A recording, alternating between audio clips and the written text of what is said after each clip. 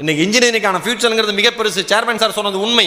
வெளியில் இன்ஜினியரிங் படித்தா வேலை கிடைக்காது, இன்ஜினியரிங் படித்தா வேலை கிடைக்காது. நான் சொன்ன மாதிரி இன்ஜினியர் ஆனால் தான் வேலை கிடைக்கும். பயங்கர ஃபோக்கஸ்டாக இருங்க. இந்த உலகத்தை மாற்றக்கூடிய சக்தி நம் கைகளில் இருக்கிறதுன்னு இருங்க.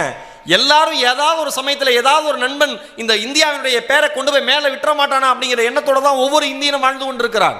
நம்ம எல்லாருமே சோசியல் மீடியாவில் பேசுகிறோம், நம்ம எல்லாருமே பெருசாக தனித்தனியாக பேசுகிறோம். ஆனால் செயல்னு வரப்ப யாரும் எதுவும் பண்ணுறதில்ல. அதுதான் இந்த நாட்டினுடைய சாபக்கேடு.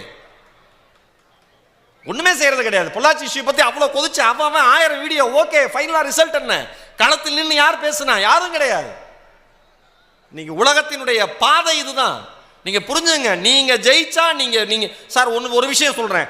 உங்களுக்கு 4 ஏழை குழந்தைங்களை படிக்க வைக்கணும்னு என்ன இருக்கு? ஏன்? நீங்க கஷ்டப்பட்டு படிச்சீங்க, அதுக்கு உங்கள்கிட்ட காசு இருக்கணும்ல, அதுக்கு படிக்கணும்ல, அதுக்கு சம்பாதிக்கணும்ல, அதுக்கு பெரிய இடத்துல நீங்க பதவி வகிக்கணும்ல. தயவு செஞ்சு போங்க.